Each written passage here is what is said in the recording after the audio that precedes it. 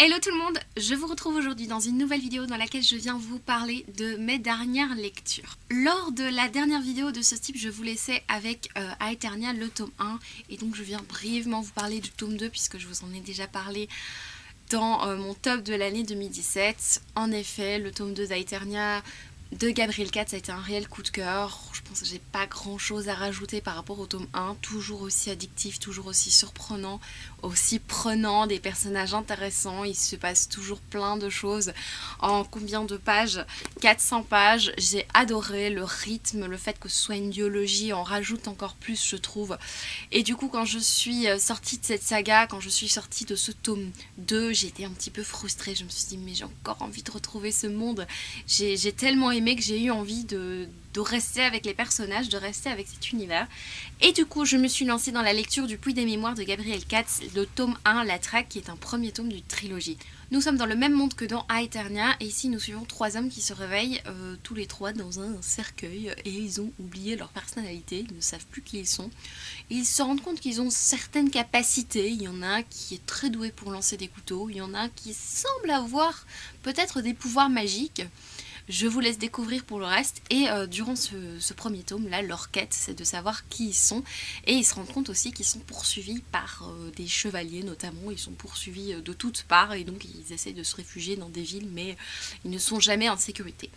Alors ce premier tome a été une bonne lecture, j'ai beaucoup aimé les personnages, j'ai beaucoup aimé la situation de départ. Ceci dit, j'ai beaucoup moins accroché qu'à Aeternia. Pourquoi? Parce que le rythme était déjà très différent. On est ici dans le premier tome du trilogie, du coup je me suis dit que ça expliquait sans doute le fait que on avait beaucoup moins de révélations, qu'en fait au final, à la fin du roman, quand j'ai posé ce premier tome, je me suis dit mais il s'est pas passé grand chose dans ce premier tome. En effet, c'est un petit peu la chose qui m'a déconcerté dans ce premier tome, c'est qu'il se passe pas énormément de choses. On n'apprend pas grand chose dans ce premier tome. De plus, je trouve que il y a quelque chose dans l'écriture qui était beaucoup moins prenant que dans Aeternia. Alors je me dis peut-être que c'est parce que ce livre a été écrit en 2013, en tout cas il est sorti en 2013, il est sorti bien avant Aeternia, peut-être parce que ça a été écrit avant. Gabriel Katz a peut-être amélioré sa plume, amélioré son rythme, je ne sais pas. Bien sûr je vais lire la suite, j'ai vraiment envie d'en savoir plus et même de terminer la saga et j'ai surtout très envie de découvrir sa saga, comment elle s'appelle, une saga qui est sortie il n'y a pas tellement longtemps, qui reprend des personnages d'Aeternia et du Puits des Mémoires et ça me tente beaucoup parce qu'en plus c'est un livre qu'il a écrit il y a beaucoup moins de temps, du coup je pense qu'il s'est peut-être encore amélioré et du coup si c'est meilleur qu'Aeternia je pense que je vais passer un super moment. En tout cas voilà pour ce premier tome de cette saga. Ensuite je viens vous parler d'un recueil de nouvelles qui est Y aura-t-il trop de neige à Noël d'un collectif en fait. C'est un recueil de 12 nouvelles romantiques qui se passent à Noël. Donc on a 2 fois 6 nouvelles, donc on se trouve 6 personnages principaux qu'on va retrouver un an plus tard dans les 6 nouvelles qui suivent. Donc on a 6 autrices, ce sont toutes des dames qui ont écrit ces nouvelles. La raison pour laquelle je me suis lancée dans ce livre, alors que vous le savez que la romance, j'ai un peu craché dessus en 2017, parce que je me suis rendu compte que c'était vraiment plus pour moi. Alors pourquoi est-ce que je me suis lancée dans un recueil de nouvelles romantiques? Parce que je me suis dit que peut-être des nouvelles allaient plus facilement me plaire qu'un roman tout entier. En effet, cette année, j'ai encore essayé plusieurs romances. J'avais lu Maybe Someday notamment, j'avais adoré le début, et puis à partir de la moitié, j'ai complètement décroché tellement ça m'horripilait en fait, c'était trop long pour moi. Du coup, je me suis dit, bah, si des romances de 300 pages sont trop longues pour moi parce que ça m'agace, mais que je veux quand même ressentir des frissons romantiques, autant me lancer dans des nouvelles.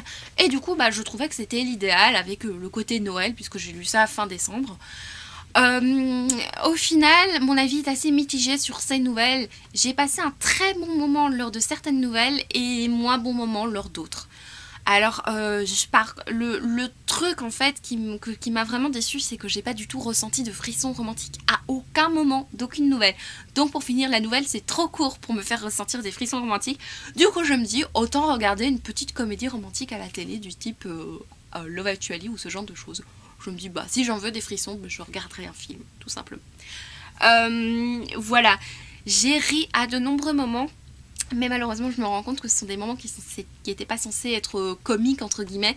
J'ai plutôt ri du côté grotesque de certaines situations. On va passer la première nouvelle qui était complètement grotesque.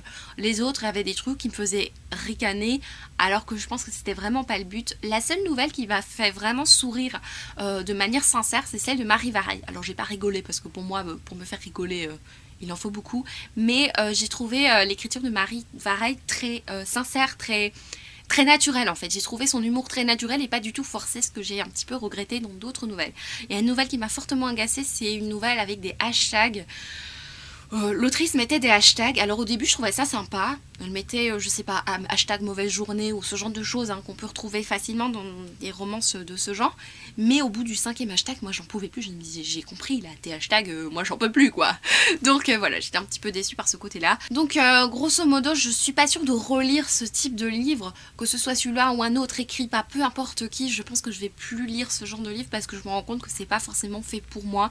Les nouvelles c'est trop court pour me faire ressentir des frissons romantiques et les romans c'est trop long parce que ça m'agace.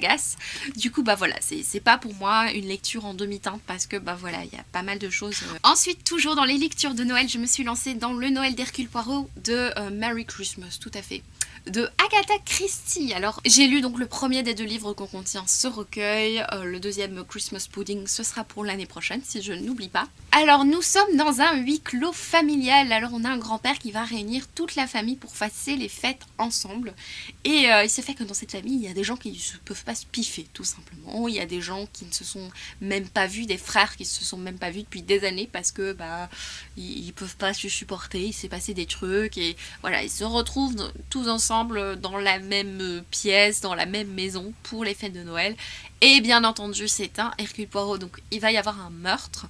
En tout cas, quelqu'un va mourir et on va devoir découvrir qui a tué, pourquoi, quand, comment, voilà. Donc Hercule Poirot va débarquer et il va analyser un petit peu tout ce qui s'est passé. Donc d'abord, on a bien sûr la mise en situation, la présentation de toute la famille, ce huis clos de personnes qui se disputent, qui se disent des grands mots, des grandes phrases, et puis les mots qui vont être répétés, transformés, etc. Enfin, vous connaissez un petit peu l'histoire si vous avez lu beaucoup de policiers de ce type. Moi j'ai adoré cette lecture, j'ai beaucoup aimé, j'ai trouvé que c'était hyper prenant, j'ai adoré l'atmosphère qui était parfaite pour mes fêtes de Noël, c'était impeccable, j'ai lu ça je pense le 26 ou le 25, j'ai fêté 5 fois Noël donc c'était parfait, c'était un jour où j'allais fêter Noël quand je l'ai lu et j'ai vraiment beaucoup aimé. J'aime bien parce que c'est le genre de livre où on suspecte absolument tout le monde et on cherche pas trop à réfléchir, on réfléchit quand même un petit peu mais pas trop quand même parce qu'on n'a pas envie de deviner. Peut-être que j'aurais voulu être encore plus surprise. Voilà, vous allez voir au fur et à mesure de cette vidéo que j'aime être surprise dans mes romans. Ici, j'aurais peut-être voulu être encore plus surprise, mais sinon, c'était vraiment une lecture super agréable que je vous conseille. Lors de cette fin d'année 2017, je me suis fait complètement plaisir vu que j'ai entrepris une relecture, même 2 relectures qui me tentaient depuis longtemps. Un livre que j'avais envie de relire, mais à chaque fois je reportais, je me dis bah non, il y a d'autres trucs à lire. Et pour finir, je me suis dit écoute Isabelle, te prends pas la tête sur les services presse, on est fin décembre, tu reliras ça en janvier, te prends pas la tête pour tes lectures, communes, tes machins, tes trucs, lis un truc que t'as envie de lire. Et c'est ce que j'ai fait, j'ai lu Divergente, le tome 1 de Véronica Roth, qui est une relecture. J'avais découvert ce livre il y a peut-être, allez, 3-4 ans, quelque chose comme ça. J'avais adoré ma lecture, d'ailleurs je l'ai fait découvrir à plusieurs personnes autour de moi qui sont pas forcément friandes de ce type de littérature. Je vais pas vous faire l'affront de vous faire le résumé de Divergente, qui est une dystopie quand même assez réputée. C'est un livre assez réputé dans le genre. Voilà, c'est de la dystopie young adulte, oh je m'en sors plus avec les noms, dystopie jeunesse, très prenante, qui a été adaptée en film d'ailleurs. Voilà, que j'avais adoré à l'époque. Du coup, grâce à ma lecture, j'ai pu me faire un avis plus mature. J'ai pu me faire un avis après quelques années. Et je vous avoue que j'ai été un petit peu surprise en fait de cette relecture. J'ai retrouvé l'univers très original, très prenant, le côté très addictif de ce livre qui se tourne, mais tellement vite, enfin, tu peux pas t'arrêter quoi, j'arrivais pas. J'ai beaucoup aimé tout ce qui s'y passe, c'était vraiment sympa. un côté très addictif, un côté... le personnage de Triss qui est quand même pas mal développé, c'est quand même elle l'héroïne, donc heureusement qu'elle est un petit peu développée. Le truc qui m'a rendu un petit peu perplexe, c'est que j'ai trouvé que ce livre était extrêmement effleuré. On ne va pas très loin dans les détails, que ce soit pour les personnages, les actions, les situations, les lieux.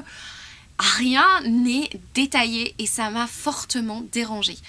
La première fois, je me souviens que j'avais pas un énorme souvenir des personnages secondaires de Divergente. Et quand j'ai relu, j'ai compris pourquoi. Ils sont à peine décrits. Je me souviens du personnage Christina, la meilleure amie de Triss, mais je sais même pas à quoi elle ressemble. Du coup, comme les personnages sont tellement peu décrits, tellement peu détaillés, on ne s'y attache pas et on oublie. Hein. On se souvient plus ou moins de leur nom, mais quand il leur arrive un truc, on s'en fiche. Hein. Tout simplement, c'est un peu ce qui m'est arrivé. J'ai trouvé aussi que l'écriture, c'est une traduction, mais la traduction en général reprend un petit peu, essaye en tout cas de reprendre le style initial. J'ai trouvé extrêmement creuse en fait. Je m'en veux de dire ça hein, parce que il y a quelqu'un derrière cette écriture, mais j'ai même posté sur Instagram la description du personnage de 4 et il y en a plusieurs qui ont ri quoi. Enfin, et je suis d'accord avec le fait que quand on voit 4 pour la première fois, je crois qu'on voit son torse ou un truc comme ça. Voilà, c'est le genre de choses qui me dérangent et en effet, j'ai trouvé l'écriture très creuse. Du coup, j'étais vraiment pas déçue parce que j'étais prise dans le feu de l'action, j'ai lu ça très vite, j'ai adoré relire ce livre, mais j'étais déçue à la fin de ce livre. Je me suis dit mais en fait les personnages sont pas du tout décrits, je pourrais même pas dire à quoi ils ressemblent, je pourrais même pas parler de leur personnalité parce qu'il y en a qui en ont aucune. Voilà, ça m'a un peu dérangée et du coup à la fin du premier tome je me suis dit mais j'ai pas du tout envie de relire le deuxième tome ni le troisième tome. Et du coup je me fais la réflexion, mais pourquoi est-ce qu'on décrit aussi peu les situations alors que c'est hyper intéressant? Le monde est hyper intéressant, le style est addictif, même s'il est, comme je vous l'ai dit, un petit peu creux, il est quand même addictif, on tourne la page très vite, mais un livre jeunesse n'est pas que ça. Je suis désolée, un livre jeunesse ne doit pas forcément être comme ça. L'argument, oui mais ce livre est jeunesse, on n'est pas obligé de faire trop de descriptions, je ne suis pas d'accord avec ça. On peut très bien approfondir un univers, approfondir un monde, approfondir un récit, pour des jeunes. Je pense que les jeunes aimeraient tout autant. Et du coup, j'en viens tout de suite à ma lecture suivante, qui est également une relecture qui vient un petit peu appuyer ce côté-là, puisque j'ai relu Hunger Games. Après Divergente, je me suis dit, moi je veux relire Hunger Games, parce que ça aussi j'ai envie de relire. Donc il s'agit du tome 1 d'Hunger Games. Pareil, je vais pas vous refaire l'affront de faire un résumé, vous savez à quel point je ne suis pas douée pour les résumés. Et là, j'ai retrouvé tout ce que j'avais même oublié à quel point j'avais adoré ce premier tome. Il y a plus longtemps aussi que j'ai lu Hunger Games et cette relecture a vraiment été un vrai bonheur parce que le monde est beaucoup plus approfondi et du coup là j'étais obligée de faire une comparaison parce qu'on est dans un même style, un même genre en fait de livre, c'est également une dystopie. L'univers est beaucoup plus complet, original, plus approfondi, le rythme est addictif, on a un rythme et pourtant on passe du temps dans des flashbacks, on explique le passé de Katniss, notre héroïne, on prend du temps pour expliquer qui sont les personnages, certains sont un peu moins approfondis mais ça m'a pas dérangé parce que ceux qui comptent l'étaient. On passe vraiment du temps pour expliquer la situation de départ, comment on est arrivé là. Les Hunger Games, franchement ce livre a vraiment une telle différence en fait de niveau. Je trouve que ce livre est, enfin oui, je vais le dire, tellement meilleur que Divergente. Pour être tout à fait sincère, il y a aussi une grande maturité, je trouve, dans le livre. On comprend Katniss, on comprend les actions qu'elle entreprend, même si on se sent pas comme elle. Hein. Moi, je me sentais pas comme elle, mais on la comprend et j'ai adoré ce côté-là.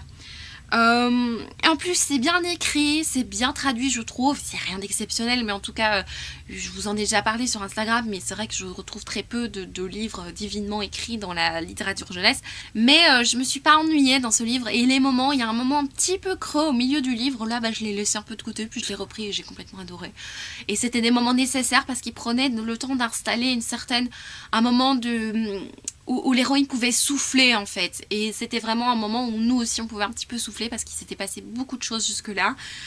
Franchement voilà, j'ai adoré cette relecture, j'ai rien de négatif à dire, peut-être juste la romance Mais même dans le premier tome, elle m'a pas tant dérangé que ça. C'est dans le deuxième tome que... Bon, c'est pas que ça me dérange, je suis en train de relire le deuxième tome, mais c'est vrai que je me dis que les préoccupations à propos de Pita et de Gale, c'est pas le moment d'y penser, ma vieille. Hein, Il y a d'autres choses à penser, surtout dans le tome 2, je vous en parlerai. Mais voilà, c'était une très très très bonne lecture, relecture, un vrai plaisir. Hein. Ensuite, je viens vous parler de la lecture avec laquelle j'ai terminé l'année 2017, ou plutôt des lectures, vu que à la fin de l'année 2017, je pense que je voulais lire un certain nombre de livres, et je me suis dit, bah, la seule manière de lire ce certain nombre de livres, c'est de lire des bandes dessinées ou des choses qui se lisent rapidement. Du coup, je me suis lancée dans le premier tome de Walking Dead qui est Passé décomposé. J'ai continué avec le deuxième tome, le troisième tome, et j'ai continué comme ça jusqu'à lire les 10 premiers tomes de Walking Dead. Donc voilà, qui le cru, j'ai lu les 10 premiers tomes de Walking Dead. Je vais en parler brièvement parce que j'ai pas énormément de choses à dire.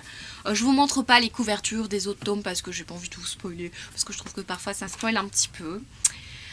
Alors, oui, Walking Dead, quelle surprise, vous allez me dire, mais lis tellement de livres différents que Walking Dead, franchement, je m'y attendais pas. Ça faisait longtemps en fait que je voulais lire Walking Dead, mon chéri les a tous, donc ça tombe bien, c'est pratique.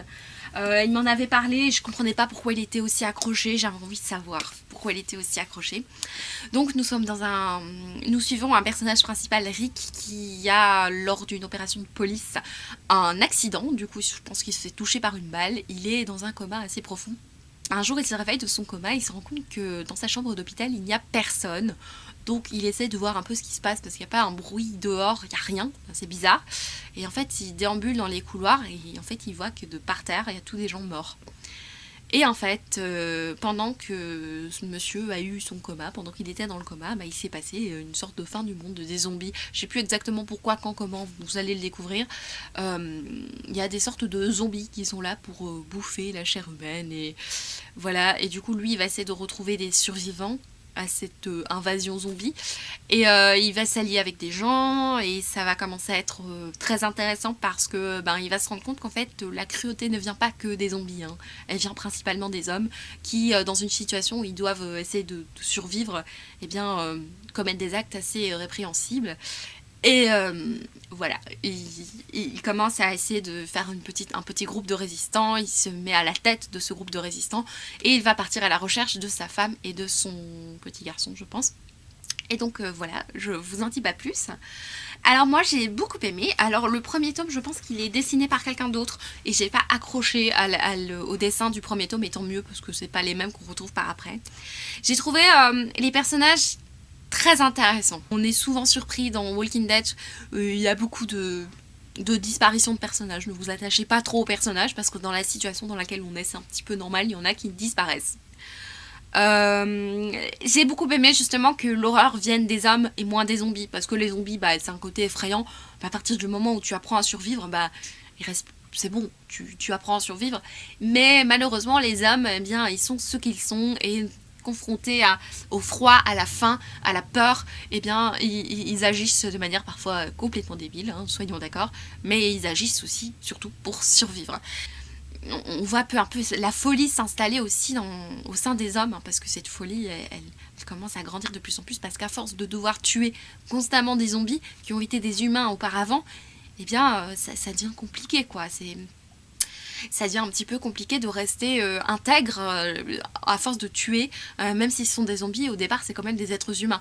Et aussi, on est dans une société où il y a des survivants, et il y a des règles qui doivent se mettre en place, les règles d'avant ne sont plus valables, hein, puisque les gens qui ont survécu ne peuvent plus vivre, il n'y a plus de gouvernement, il n'y a plus rien, on n'en sait rien en fait.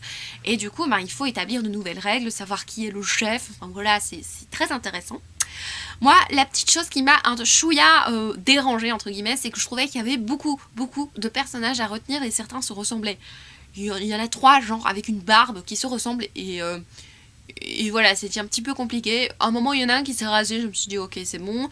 Mais oui, il y a des moments où les personnages, je trouvais qu'il y en avait tellement qu'on les confondait.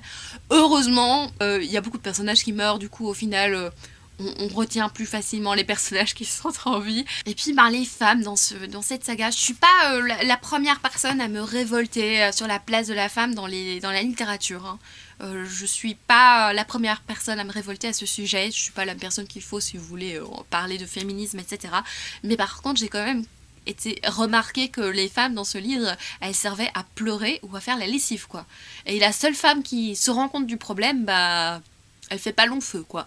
Donc oui, les femmes n'ont pas vraiment une place formidable. Elles s'occupent des enfants, elles se cachent, et surtout ne dit rien, ne fait rien. T'en as une ou deux là qui savent tirer ou faire quelque chose, mais les autres, tais-toi et pleure. Voilà, donc voilà, c'est le seul truc qui m'a un chouïa dérangé. Bon, j'ai lu que les 10 premiers tomes, hein. Peut-être que par après ça va devenir dingue, mais c'est un petit peu dommage. Ou alors ils aiment bien les faire disparaître. C'est sympa. Bon, mais voilà pour Walking Dead, je vais passer à la lecture suivante. Je me rends compte que je présente les livres dans un ordre pas forcément de lecture, hein, en fait, puisque j'ai commencé l'année 2018 avec Hunger Games, en fait. Je crois que j'ai présenté les livres un peu à l'envers. J'ai commencé l'année 2018 donc avec Hunger Games. Et en fait, je viens vous parler d'un autre livre que j'ai lu en début 2018, là, il y a quelques semaines, il y a 2 semaines. C'est un livre que j'ai reçu de la part des éditions Cyrose, que j'avais reçu en épreuve non corrigée, et quelques semaines après, je l'ai reçu en épreuve finale. Je m'attendais pas du tout à le recevoir en épreuve finale. Je l'avais déposé sur le côté, puis je le prends, je feuillette, et une chose en entraînant une autre, je l'ai terminé. Il s'agit de Libérer l'ours en vous de Carole Trébor. Alors à l'heure où je vous publie cette vidéo, à l'heure où je vous filme cette vidéo, c'est un livre que je vous ai fait gagner sur mon compte Instagram. Je vais aujourd'hui, après avoir filmé la vidéo, contacter le ou la gagnante, faire le tirage au sort en fait pour contacter le ou la gagnante. Et comme ça je pourrais envoyer le livre. Je voulais attendre en fait de filmer la vidéo pour avoir une belle couverture sur ma vidéo. Alors dans ce livre nous racontons l'histoire de différents adolescents qui font partie d'une troupe de théâtre au sein de leur école. La professeure de cette troupe de théâtre s'appelle Patricia. C'est une professeure qu'ils aiment beaucoup pour son côté très humain, pour sa manière d'aimer le théâtre et de partager sa passion. Ils ont un vrai bonheur de retrouver les cours de théâtre pour le mois de septembre, mais malheureusement elle leur renvoie un mail en leur disant bah, désolée, je suis malade, je vais devoir prendre un remplaçant. Pour certains, c'est un peu la fin du monde, hein, parce que le cours de théâtre, c'est un peu ce qu'ils adorent à l'école. Ils ont des problèmes, certains, des problèmes plus personnels, et le théâtre, c'est vraiment la chose dans laquelle ils se retrouvaient. Ils avaient aussi une grande complicité les uns avec les autres, et le fait de devoir avoir un nouveau professeur, ça les embête un petit peu. Leur professeur Patricia est malade, et le mari de ce professeur vient au premier cours du remplaçant pour expliquer le projet. Qu'il a. Il a envie de faire une surprise à sa femme qui est malade. Il a envie qu'il représente en fait une pièce de théâtre qu'elle aurait écrite. Patricia, elle, croit qu'il travaille sur Les Justes de Camus. Alors, tout de suite, d'emblée, je peux vous dire que ce livre a été un véritable coup de cœur, mais je m'y attendais tellement pas. J'ai commencé, j'arrivais pas à m'arrêter. Le côté très addictif ne fait pas forcément que c'est un coup de cœur, hein. Si je devais avoir un coup de cœur pour tous les livres jeunesse addictifs, je pense que j'en aurais 60 par année, hein. Ce que j'ai adoré dans ce livre, c'est d'abord ces personnages qui sont très réalistes. J'ai vraiment l'impression d'avoir rencontré des personnes, des êtres humains, plutôt que des personnages de papier. J'ai rencontré des personnes avec des problèmes très réalistes qu'on peut trouver tous les jours dans la vie de tous les jours, des questionnements, une jeune fille qui a un grand stress, elle est tout le temps stressée sur scène, et ça a à voir certainement avec sa vie familiale. On explique un petit peu les problèmes de sa vie familiale. Un autre garçon qui a beaucoup de problèmes de communication avec son père. C'est les 2 personnages principaux, et on va aussi suivre d'autres personnages qui font partie de la troupe de théâtre. J'ai trouvé ce livre profondément humain, profondément réaliste et bienveillant. Il y a énormément de bienveillance grâce au personnage de Patricia qui va leur envoyer régulièrement des mails pour leur demander où ils en sont dans Les Justes de Camus, et eux vont être forcés de répondre, de mentir, hein, puisqu'ils font une surprise, ils n'ont pas envie de dire non, on ne travaille pas Les Justes de Camus, et du coup ils sont obligés d'apprendre un petit peu cette pièce de Camus, et vont envoyer leurs avis sur la pièce, sur comment ils se sentent par rapport aux personnages qu'ils incarnent. Et c'est via ces mails qu'ils vont être hyper honnêtes en fait. C'est grâce à cette pièce de Camus en fait qu'ils vont être le plus honnêtes possible. C'est à cette professeure qu'ils vont réussir à se dévoiler, à dire vraiment ce qui les touche. Ce qu'ils n'arrivent pas à dire à d'autres personnes. Donc on sent qu'il y a un profond attachement entre ce professeur et ses élèves. Elle les connaît très bien et ils ont une relation très privilégiée. En plus on retrouve la pièce de théâtre. Je pense qu'elle a été écrite par Carole Trébor, et j'ai trouvé ça très original de mettre des extraits de pièces de théâtre qu'on a envie de découvrir au final. Une histoire un peu loufoque qui se lie à celle de ces adolescents. J'ai trouvé ça vraiment très très beau. Je l'ai lu à un moment où j'étais un petit peu à fleur de peau. Vous voyez, des moments où vous pleurez toutes les 5 minutes, où vous vous rigolez pour un rien, ou vous voyez ce que je veux dire. Et bien j'ai lu à ce moment-là, j'ai pleuré 5-6 fois dans ce livre, alors qu'il n'y a pas de gros tragédies ou de choses comme ça, hein. C'est juste que c'est tellement humain tout ce qui se passe dans ce livre que moi ça m'a profondément touchée. Ensuite, je viens vous parler d'un livre qui se nomme La sonate au clair de lune d'Élodie Lemaire, publié chez les éditions du Petit Caveau. Alors c'est un livre que j'avais demandé à la maison d'édition, donc je leur avais envoyé un mail parce que le titre m'intéressait beaucoup, déjà par son titre, Sonate au clair de lune. Moi je me dis ok, c'est sympa, c'est juste pour moi. Je me suis adressée à la maison d'édition, ils m'ont dit qu'ils n'avaient plus de service presse en papier, mais ils pouvaient me proposer l'e-book. Il faut savoir que je lis très peu en e-book, c'est vraiment quelque chose que je ne fais pas volontiers. Les seuls moments où je lis en e-book depuis quelques semaines, c'est sur mon smartphone, donc je prends pas ma tablette, c'est mon smartphone. Vous savez, quand j'attends le bus pour sortir le livre en Belgique, il n'y a pas vraiment moyen, hein. Il pleut assez régulièrement, donc du coup je sais lire en fait sur mon smartphone. Par exemple, quand il y a 5 arrêts, je sors pas forcément mon livre, ou quand je suis debout, c'est quelque chose que j'aime pas trop faire. Du coup avoir le smartphone, c'est vrai que ça m'aide beaucoup à avancer dans mes lectures, mais c'est vrai que du coup j'avance beaucoup plus lentement, et c'est quelque chose que j'aime beaucoup moins. Je préfère tellement le livre papier. Et du coup ils m'ont proposé de lire La sonate au clair de lune en e-book, et bah, j'ai dit oui parce que le titre me plaisait tellement que j'avais vraiment envie de le lire. Du coup, je l'ai lu assez vite parce qu'il n'est pas très long. Donc La sonate au clair de lune, je vous montre à quoi ça ressemble. Voilà la couverture est magnifique en plus, j'aurais tellement voulu l'avoir en papier, mais c'est pas très grave hein, au final. Nous suivons l'histoire d'une jeune fille qui doit retrouver sa sœur pour un voyage qu'elles vont faire toutes les deux. Ça faisait longtemps qu'elles attendaient ce moment-là, du coup voilà, elles ont hâte de se retrouver. Mais le problème, c'est que notre héroïne va rater son train et va d'ailleurs perdre toutes ses affaires. Elle y est tellement distraite qu'elle va oublier sa valise, son smartphone, toutes ses affaires à la gare. En courant, elle attrape le train, elle se rend compte que soit elle s'est trompée de train, ou soit elle s'est trompée d'arrêt, parce que là où elle sort, elle ne reconnaît absolument rien. Elle arrive donc dans un village complètement désert, et elle veut chercher de l'aide pour prévenir sa sœur qu'elle ne va peut-être pas arriver tout de suite vu qu'elle s'est trompée de gare. Mais elle va rencontrer un petit groupe de personnes habillées de manière assez étrange. En effet, face à elle arrive une dame, un homme et 2 jeunes filles, je pense, qui sont habillées avec des robes dignes du XIVe siècle. Et ces gens lui proposent tout simplement de venir chez eux, parce qu'ils ont une grande demeure, même un château, dans lequel elle va pouvoir passer un petit temps avant de retrouver sa sœur. Et donc notre héroïne va se retrouver embarquée dans une énorme maison avec des gens qui ont des coutumes un peu particulières. La bouffe là sur place, c'est pas fameuse, ils sont pas du tout ils sont dans un château, ils sont habillés comme à l'époque, mais aussi ils mangent comme à l'époque, et surtout ils ont pas les smartphones, ils ont pas toute la technologie actuelle. Du coup c'est un petit peu compliqué pour communiquer avec l'extérieur. Elle va vivre un certain temps dans cette maison, elle va se rendre compte surtout qu'il se passe des choses un petit peu étranges, et que les 2 jeunes filles qui sont sans doute les filles de cette dame et de cet homme sont assez bizarres, et voilà, grand mystère. Alors, je suis sortie de cette lecture avec un avis assez mitigé. Pourquoi ? D'abord, tout ce que j'ai aimé dans ce livre, c'est l'atmosphère très sombre, très glauque qui s'installe dans le livre petit à petit. Au début, on observe quelque chose de très basique, hein, une jeune fille qui va partir en vacances avec sa sœur, et puis elle se retrouve dans un château avec des coutumes tellement vieilles qu'elle se demande où elle est. Et j'ai beaucoup aimé ce côté-là, et j'ai aimé le côté un peu malsain qui s'installe petit à petit, une atmosphère horrifique que j'ai beaucoup aimé et qui continue jusqu'à la fin du récit. J'ai trouvé du coup ce récit très oppressant. Je trouvais que certaines choses sortaient un petit peu des clichés qu'on trouve beaucoup dans ce type de littérature. Je vais pas vous dire quel type de littérature parce que j'ai pas envie de vous spoiler tout simplement. C'est vrai qu'à certains moments je me suis dit ouh là là, vers où on va ? Et non, en fait, c'était différent de ce que je pensais. Donc j'ai été agréablement surprise par l'ambiance de ce récit.